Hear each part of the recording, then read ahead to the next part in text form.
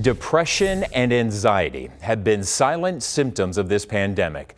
The family of a young woman who took her life last week wants everyone out there to know who's watching tonight, there is help out there if you need it. Our Kim Powell had a chance to speak to the family, and I cannot imagine, Kim, what this family is going through right now, but grateful that they are speaking up because it can save someone's life who is contemplating suicide.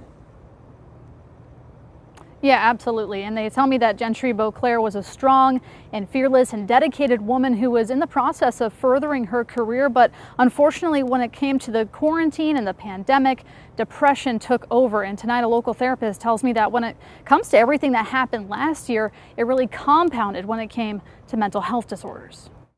It's still surreal. It's, you wake up next to an empty bed and she's not there. Greg Stein was married to the love of his life for 390 days. She had so many quirks and so many just unique things about her that as soon as you met her, you just knew she was different. Last week, Gentry Beauclair took her own life after struggling throughout the last year.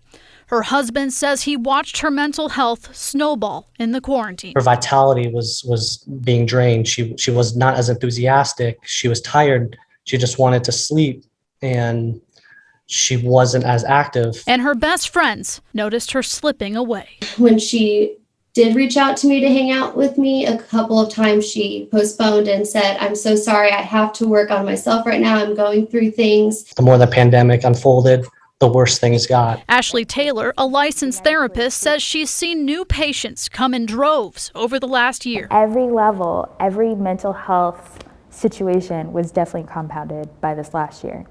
And it's going to take a while for us to regulate. She says being stuck inside all day because of the pandemic gets your mind working in different ways, and not always in positive ways. But there are signs to look out for if you think someone you know is struggling. Sometimes inability to just carry on a conversation because life is too hard. Saying statements like, I wish I wasn't here.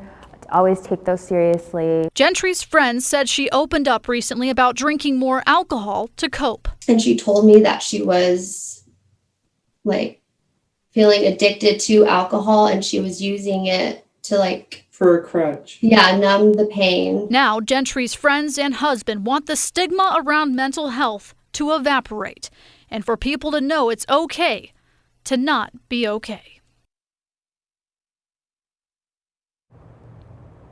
And Gentry's family tells me that she dedicated her life to helping people, even donating her organs in her final moments. So they're hoping that her suicide is going to help encourage people to reach out to their loved ones.